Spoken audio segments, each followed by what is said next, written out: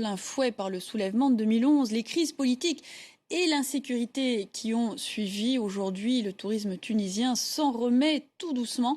En 2010, année de référence pour la profession, il représentait 7% du PIB national et 18% des entrées de devises étrangères. Ce secteur clé pour l'économie du pays doit désormais se diversifier après avoir joué la carte du tout balnéaire et du tout all-inclusive pendant des années. Un reportage de notre correspondante en Tunisie, Marine Cassalis.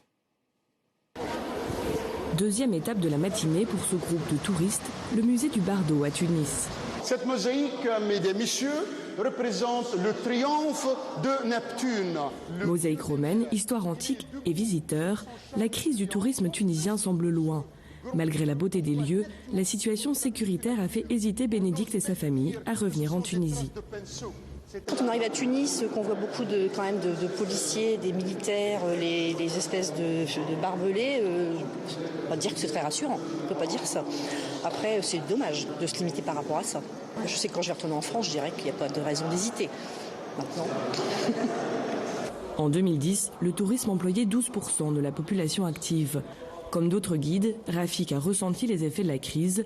Aujourd'hui, il tient à afficher son optimisme et à défendre la diversité de l'offre tunisienne. On peut montrer les plages et ses 1300 km, comme on peut montrer le nord-ouest et ses montagnes et surtout sa verdure, comme on peut voir le sud tunisien avec ses oasis et ses dunes naturelles, comme on a un tourisme culturel, à savoir musée ou site archéologique. À moins d'une heure de la capitale, Hammamet, où des centaines d'hôtels se partagent la vieille ville et les plages. Du côté du ministère du Tourisme, on parie sur un retour au niveau de 2010 et on espère 7 millions de visiteurs cette année. Si le premier trimestre semble lui donner raison, sur place, les hôteliers comme Iyed attendent encore. La piscine de l'hôtel, vide, le jardin aussi.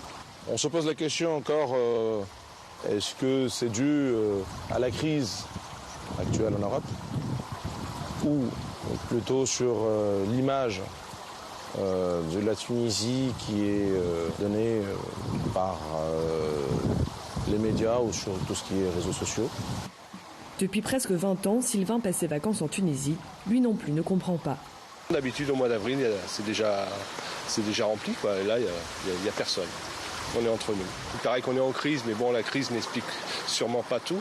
Sinon, sur place, il y a tout, mais il y a vraiment tout pour accueillir les touristes, quoi. Il y a le beau temps, la gentillesse des gens, enfin, il y a tout.